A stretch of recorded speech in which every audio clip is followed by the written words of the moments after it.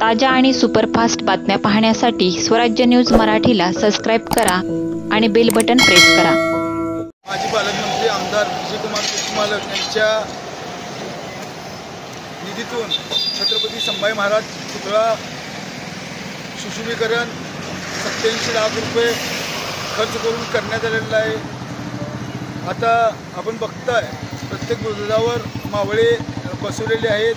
छत्रपती संभाजी महाराजांची जयंतीनिमित्त हे कायमस्वरूपी मावळे बसवलेले आहेत। त्याचबरोबर पुढचं सुशोभीकरण आमदार विजयकुमार देशमुख यांच्या प्रयत्नातून 1,60,00,000 रुपयेचं नरेंद्र मोदी यांच्या निधीतून करण्यात आलेलं आहे। त्याचबरोबर छत्रपती संभाजी महाराज चौक ते छत्रपती शिवाजी महाराज चौक रस्ता 2.5 कोटी रुपयेचंही काम झालेलं आहे। कारण की सोलापूरचं जे मुख्य प्रवेशद्वार आहे त्याबरोबर हे सोलापूरचं आता खऱ्या अर्थाने मुख्य प्रवेशद्वार वाटत आहे।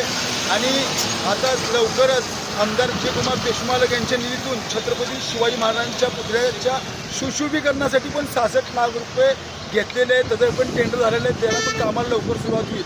आता आपण बघताय चेंबूरच्या धर्तीवर जसं छत्रपती शिवाजी महाराजांचं स्मारक आहे सुशोभीकरण केलेलं आहे, त्या धर्तीवर महाराष्ट्रातलं पहिलं छत्रपती संभाजी महाराजांचं सुशोभीकरण आमदार विजयकुमार देशमुख यांच्या निधीतून झालेलं आहे।